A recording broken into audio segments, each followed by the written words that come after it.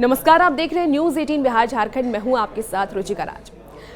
केंद्रीय बजट 2025 पेश किया गया और इस बजट में बिहार को कई सारी सौगात दी गई। आपको भी पता होगा 2025 में आने वाले वक्त में विधानसभा के चुनाव होने हैं बिहार में, और चुनाव के मद्देनजर केंद्र सरकार ने बिहार को कई सारे सौगात दिए हैं, चाहे वो महिलाओं को लेकर के, युवाओं को लेकर के हो, किसानों को लेकर के हो। हर क्षेत्र में एक बड़ी बदलाव को लेकर के केंद्र सरकार ने सौगात दिए हैं। लेकिन इस सौगात के पीछे के क्या मायने हैं, वो भी इस वीडियो के जरिए आज आपको बताने वाले हैं। आपको बता दें कि 11 बजे बजट पेश शुरू किया गया और भाषण शुरू होने के 9वें मिनट पर ही पहली बार सीतारमण ने बिहार का जिक्र किया, जहां बिहार में मखाना बोर्ड बनाने का अनाउंसमेंट किया। अगले 40 सेकंड तक मखाना की खेती करने वाले किसानों को लेकर के योजनाओं का जिक्र निर्मला सीतारमण ने किया और ऐलान करती नजर आई। 1 दिसंबर 2024 को वित्त मंत्री निर्मला सीतारमण क्रेडिट आउटरीच कार्यक्रम में मधुबनी पहुंची थी। तब पद्मश्री सम्मानित दुलारी देवी के घर भी वहां गई थी और उन्हें दुलारी देवी को विदाई में साड़ी भेंट की थी। तब उन्होंने कहा था कि बजट वाले दिन आप ये साड़ी जरूर पहनिएगा, और जो कि निर्मला सीतारमण ने पहना भी। आपने देखा होगा मधुबनी पेंटिंग वाली साड़ी निर्मला सीतारमण पहनी हुई नजर आ रही थी, जिसके बाद कई सारी चर्चाएं और शुरू हो गई कि बिहार को इस बार ज्यादा तवज्जो दिया गया है। 1 दिसंबर 2024 को वित्त मंत्री निर्मला सीतारमण क्रेडिट आउटरीच कार्यक्रम में मधुबनी पहुंची हुई थी और तभी वो पद्मश्री दुलारी देवी के घर पर पहुंची थी और साड़ी जो है दुलारी देवी ने उन्हें भेंट किया था। देखिए, ये तो हुई साड़ी की बातें, लेकिन बजट में जो सौगात इस बार केंद्रीय वित्त मंत्री निर्मला सीतारमण ने बिहार को दी है, उसका भी हम जिक्र करेंगे और उसके बारे में आपको विस्तार से जानकारी देंगे कि क्या चुनाव को लेकर के ये बजट अहम है बिहार के लिए, और बिहार को जो इतनी सौगातें मिली हैं, इससे आने वाले वक्त में बिहार में कितना विकास होगा।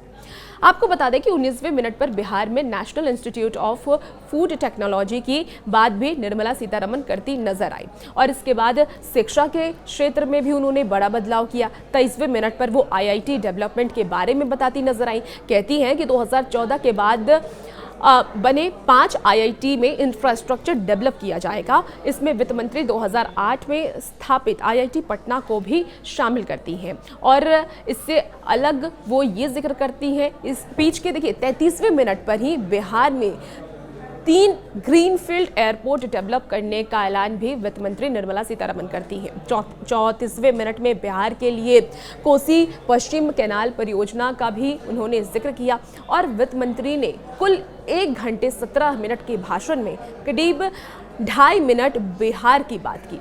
लेकिन खास बात यह है कि पूरे बजट भाषण में बिहार एकमात्र राज्य रहा जिसका बार बार नाम लेती वित्त मंत्री निर्मला सीतारमण नजर आई। क्यों खास है वो भी आपको बताते हैं। अब बजट में हुई बिहार की 5 घोषणाओं के जो मायने हैं वो अब आपको एक एक करके विस्तार से बताते हैं। पहली जो घोषणा हुई थी वो बिहार में मखाना बोर्ड बनाया जाएगा, इसे लेकर के हुई थी। इसका आने वाले वक्त में क्या बिहार को फायदा मिलेगा वो जान लीजिए।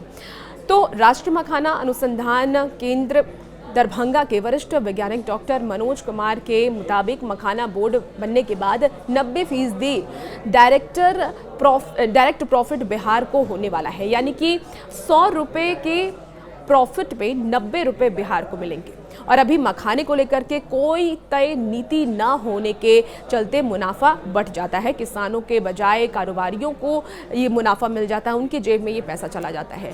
जब बोर्ड बनेगा तो बोर्ड बनने से सभी योजनाएं एक साथ जुड़ जाएंगी। जैसे बिहार सरकार अभी मखाना विकास योजना चला रही है, इसके अलावा केंद्र सरकार की MSME और फूड प्रोसेसिंग मिनिस्ट्री की तरफ से अलग अलग योजनाएं चल रही हैं। ये सारी योजनाएं एक साथ किसानों को इसका फायदा मिलेगा, यानी कि ये सारी योजनाएं सेंट्रलाइज हो जाएंगी और इसका फायदा सीधे तौर पर किसान को मिलेगा। अब बजट में जो दूसरी घोषणा की गई थी वो था national institute of food technology की स्थापना। अब इससे क्या फायदा बिहार को मिलेगा ये भी जान लेते हैं। तो इसका मकसद पूर्वी भारत के 4 राज्यों यानी कि बिहार, पश्चिम बंगाल, झारखंड और उड़ीसा में बिजनेस एक्टिव करना है, यानी कि बिजनेस को बढ़ावा देना है और इन राज्यों में फूड प्रोसेसिंग यूनिट स्थापित की जाएगी। इससे रिसीव के साथ ही किसानों को नई तकनीक के बारे में भी बताया जाएगा और युवाओं को स्किल्ड किया जाएगा। युवाओं को स्किल्ड करने के बाद उन्हें रोजगार के नए अवसर मिल जाएंगे। किसान जब टेक्नोलॉजी से अवेयर रहेंगे तो उन्हें फसलों की सही कीमत भी मिल सकेगी। तो इससे दोनों फायदा होगा। एक तरफ जहां बेरोजगारी युवाओं में है और बेरोजगारी की शिकायत बार बार युवा करते नजर आते हैं, उन्हें रोजगार मिलेगा और किसानों को भी डेवलप किया जाएगा। तीसरी घोषणा IIT पटना का विस्तार करना था। इससे क्या फायदा होगा? तो बिहार में एकमात्र IIT पटना है, जबकि यहाँ युवा आबादी की अगर हम बात कर लें तो 50% है। IIT पटना में करीब 2883 सीटें हैं और ये बढ़कर 5000 के आसपास पहुंच जाएगी। कैंपस में अभी 2 बॉयज़ हॉस्टल हैं और गर्ल्स हॉस्टल हैं। इसकी संख्या भी बढ़ाई जाएगी और सीटें बढ़ाने की भी बात निर्मला सीतारमण ने की है। और सीटें जब बढ़ाई जाएंगी तो ज़्यादा से ज़्यादा छात्रों को मौका मिलेगा, क्योंकि ज़्यादा से ज़्यादा ऐसे छात्र हैं जो मेडिकल और इंजीनियरिंग में जाना चाहते हैं, तो उन्हें एक बड़ा अवसर मिलने वाला है।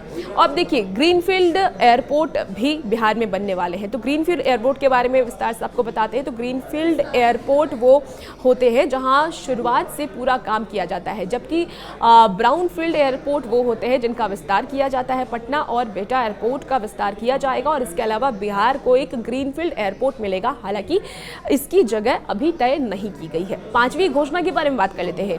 पश्चिमी कोसी नहर परियोजना, ये क्या है और इससे क्या फायदा होगा? तो इस योजना के 3 मकसद हैं। पहला, बिजली निर्माण, दूसरा, सिंचाई की सुविधा बेहतर करना और तीसरा, बाढ़ को नियंत्रित करना। सरकार पश्चिमी नहर परियोजना को आर्थिक मदद देगी। हालांकि कितनी मदद दी जाएगी और कब दी जाएगी, इसके बारे में अभी कोई जानकारी नहीं दी गई है, लेकिन इससे भी आने वाले वक्त में बिहार को काफ़ी ज़्यादा फायदा होने वाला है। और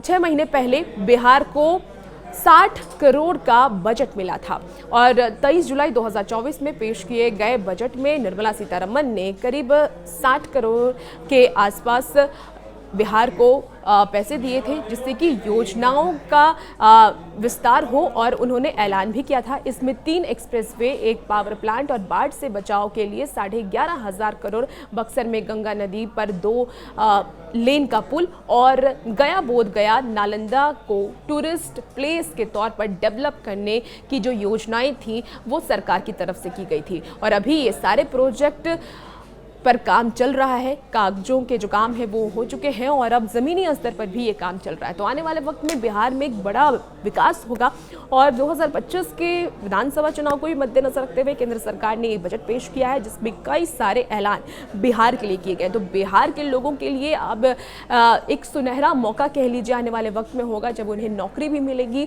किसानों को भी जो उनकी भी आय है वो दुगनी होगी और आने वाले वक्त में बिहार के विकास की जो रफ्तार है वो और भी ज़्यादा तेज़ हो जाएगी। और भी ऐसी अपडेट के लिए बने रहिए न्यूज़ 18 बिहार झारखंड के साथ।